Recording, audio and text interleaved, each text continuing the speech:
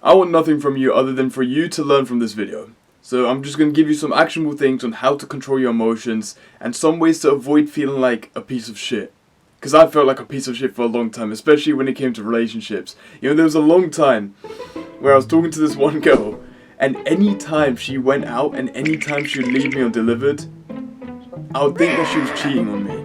My mental health was that bad that it was in the dumps that any time where she didn't message me back, notice that this was probably one of the worst relationships I'd ever been in, so that was maybe a part of it.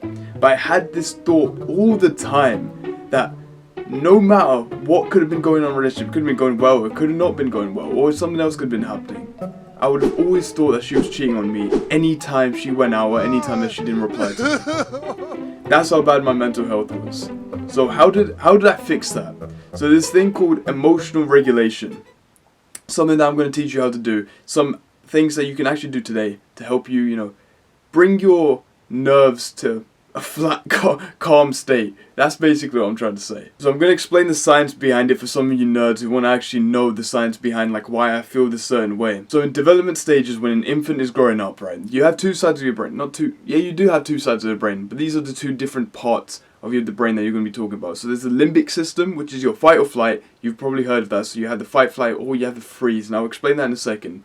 And then you have the prefrontal cortex, and the prefrontal cortex is basically like for making rational decisions. That's like we humans have that, other animals don't, because we are intelligent. So intelligence and rational decisions, that's your prefrontal cortex. Now, in development stages, when children are growing up, if their emotions aren't validated or responded to or explained to by a carer, they won't be able to develop the connection between their limbic system and their prefrontal cortex. So the relationship between the two becomes non-existent. They're essentially unable to figure out the actions to do in correspondence to the emotions that they're feeling.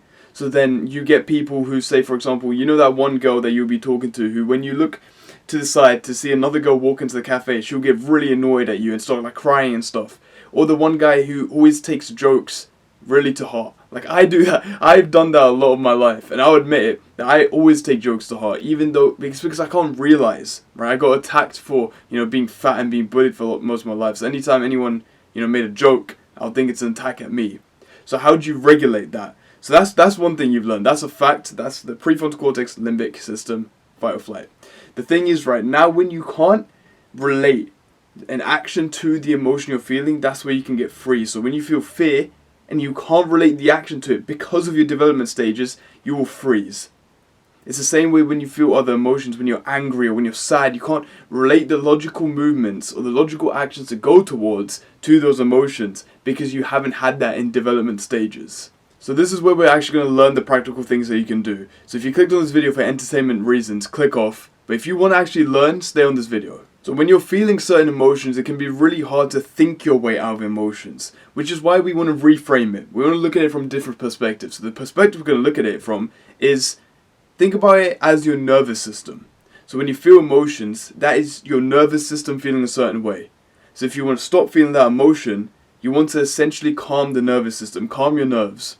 So what are some practical things that you can do to do that? So things such as taking a cold shower, or going to the gym, working hard. So the thing is with going to the gym and exercising, right, is that any emotion or any effort that you put into that gym session is the emotion that you feel after. So it will take away the feeling of overthinking, or the feeling of, oh, she's cheating on me, or this, away from your head, and it'll pull it out, and it will keep you focused on the thing that's right in front of you. The emotion you feel after you're done is going to be a much better emotion than you were feeling before.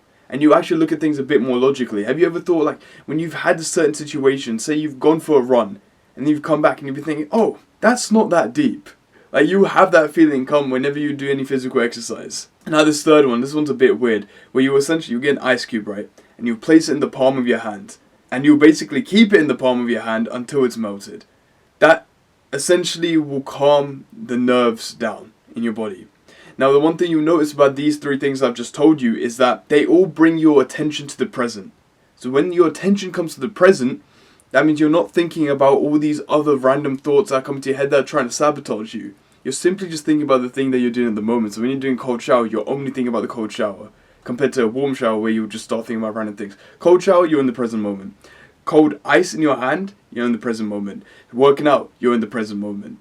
Essentially, you're directing your attention towards the things that you're doing in the moment, so you're not thinking about things that are not affecting you. Another thing that you can do is to ask yourself questions. So instead of asking yourself why, like why am I feeling this way, or why is this happening, why is this, you won't be able to solve your experience or whatever you're feeling that way. Because when you ask a why, essentially what you're doing is, it's the same as walking into a burning building and then asking why it's on fire. Like, it won't solve the problem. So what you do first is that you'll take the people out of the building and then you ask what happened after. It's the same with emotions. So essentially you ask, what are my choices right now in this moment where I'm feeling this emotion? What can I do right now that can help me stop feeling this way? Or what are the places I can go to help me relax a bit and take me out of this emotional state? And essentially after you've answered all those questions, that's when you can figure out the why you're feeling this way, or why this happened, or why this.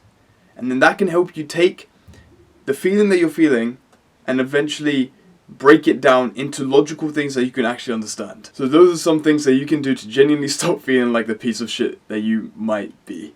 So click on this video, click on the subscribe if you want to see more videos like this. Thank you for watching, man. Go get that shit. Love.